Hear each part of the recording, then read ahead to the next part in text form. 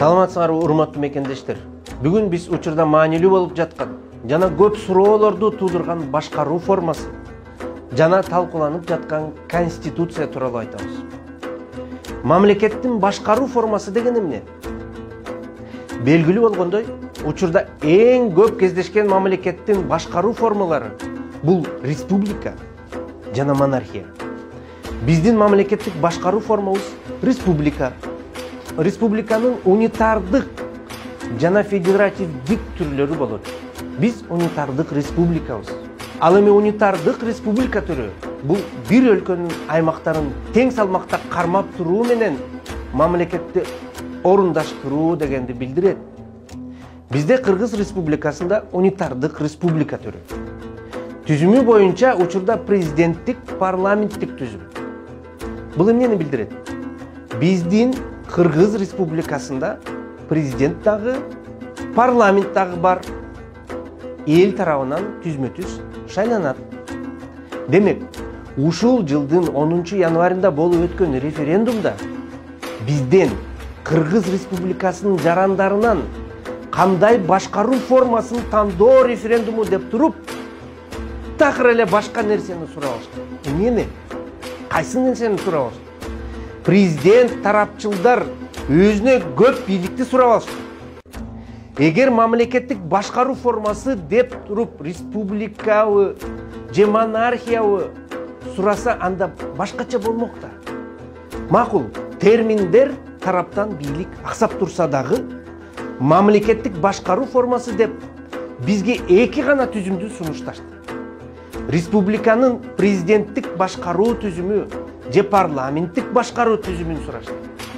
Бирок мурда айтып өткөндөй, республиканын аралаш түзүм тууралуу сурашкан жок. Же ак, же кара деп туруп алышты. Эмнеси кара, эмнеси ак? Ал эми учурдагы сунушталып жаткан конституция боюнча айтсак, башынан мыйзамсыз жолу менен жазылган конституция мыйзамдуулукка алып барбайт.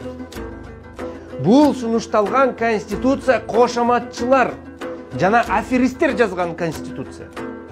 Элден бир ооз да кеңеш сурабай туруп, өз билемдикте жазылган конституция элге сиңбейт. Сунушталган конституция боюнча президенттин укуктары жана бийлиги эбегейсиз чоң экен. Бул негизинен бийликти узурпациялоо деп аныктоого болот. Биринчиден, президенттин указдары расмий мыйзамдарга тете кылып коюшту. Анда бизге парламенттин эмне кереги бар?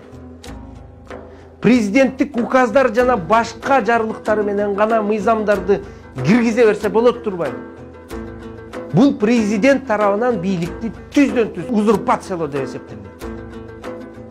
Экинчиден, премьер-министр кызматы орунсуз жана керексиз деле болуп калыптыр. Анткени аткаруу бийликти баары бир президент жетектейт жана дайындайт экен. Анда премьер-министрдин эмне кереги бар?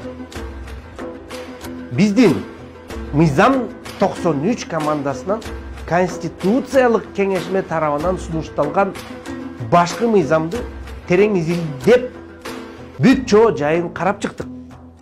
Аны кийинки видеодо кененирээк айтып беребиз. Ал эми азыр Садыр мырзага кайрылуу. Садыр байке, Кыргызда жакшы сөз бар. Шашкан шайтандын иши. Эл менен терең акылдашып, кандай суроо талаптар бар экенин аныктап туруп, анан ишке кирүү керек. Анткени конституция бул коом менен бийликтин келишими. Шашып кабыл алынган башкы мыйзам керектүү мыйзамдуу экспертизалардан өтүш керек. Конституциялык палатадан өтүш керек. Аткаруу бийликтин экспертизасынан өтүш керек. Бул жөн гана мыйзам эмес.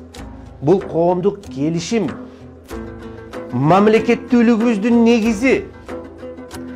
Ар бир парламенттик талкуулоонун ортосунда 2 ай өтүш керек. Жана бүткүл элибиздин коомчулугу менен кеңешип чыгыш керек. Сиз түшкөн шашма жолдун жыйынтыгы белгилүү. бул дагы бир төңкөрүшкө алып келет. Кыргызстандыктар төңкөрүштөн тажадык. Ар бир болуп өткөн инкылаптан кийин өнүгүү жолуна түшөр экенбиз деген үмүт азаюуда. Элге кайдыгерлик мамиле кылбаңыз. Сиз бийликке жеткенде тегерегиңизде канча жылдан бери кычыган саясатта аралашып жүрүп, бүт президенттердин кулагына уу куюп, алар бийликтен кеткенде башын жеген адамдар жүрөт. Алар азыр да сиздин кулагыңызга уу куюп жатышат. Бийликтин коридорлоруна кирип калганда эле мурда экөөбүз чогуу тандаган жолдон тескери качтыңыз. Элдин үмүтүн үзбөңүз. Мыйзамсыздык жолунан кайтып, мыйзамдуу жолду тандайлы. Биздин элдик демилгени колдоңуз.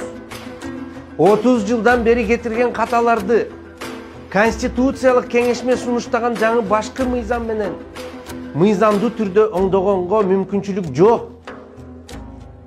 Эстеңизчи, биз оппозиция болуп жүргөн кезде сиз, мен жана Кадыр Кошалиев мырза менен максаттанган чыныгы элдик курултайды ар бир айыл шаарлардан шайланган делегаттар менен ири ишке ашыра турган маселе бар эмес беле? Биринчиси, легендарлуу парламентти тараткандан бери узурпаторлор кылмыш кылган иштердин баарын жоюп, элге терс залакасын келтирген келишимдерди кайра карап чыгуу эмес беле? Экинчиси, экономикалык иллюстрация. Тышкы карызыбызды кайра изилдеп чыгып, ревизиялап, коррупция жолдорун аныктап, карызды жоёбуз деп максаттанбадык беле? Үчүнчүсү, бүт ратификацияланган келишимдерди кайра карап чыгып, туура эмес каралган маселелерди жана келишимдерди кыргыз элинин кызыкчылыгы үчүн кайра калыбына келтирели дебедик беле? Ошол эле кумтор маселеси. Уурдалып кеткен эбегейсиз тонналаган алтындарды кайра кайтаралы дебедик беле? Мындан тышкары кыргыз газ маселеси бар. Каркыра менен Үзөңгү куш маселелердин ратификациясын жана башка чек ара маселелерин кайра кароо мүмкүнчүлүгүбүз ачылып жатпайбы? Төртүнчү, кадр иллюстрациясы. Узурпаторлор менен кызматташып, алектешип жүргөн саясатчыларды иллюстрациялоого мүмкүнчүлүккө жол ачылып жатпайбы? Айтор айтып отурсам таң атчудай. Мыйзамдуулукту калыбына келтирүүгө сиздин бир чоң мүмкүнчүлүгүңүз бар. Тарыхта таза жана элдин жашоосун бир кыйла оңдой турган элдик лидер, тарыхый инсан катары орун алууга азыр да кеч эмес. Дагы бир революцияны Кыргызстан көтөрө алышы мүмкүн. Бирок жыйынтыгы кандай оор болот экенин бир гана Кудай билет. Адашкан жолдон баш тартып, мыйзамдуулукка кайтыңыз, Садыр байке. Ак үйдүн антеннасы сизди да буруп баштады. Ак үйдө отурган мафия сиздин башыңызды бурмалап коюшту. Кеч боло электе кылмыштуулуктун жолунан баш тартыңыз.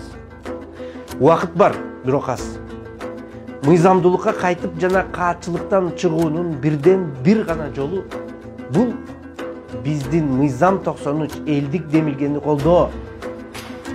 Садыр байке, мени билесиз да, катуу айтсам тарынбаңыз.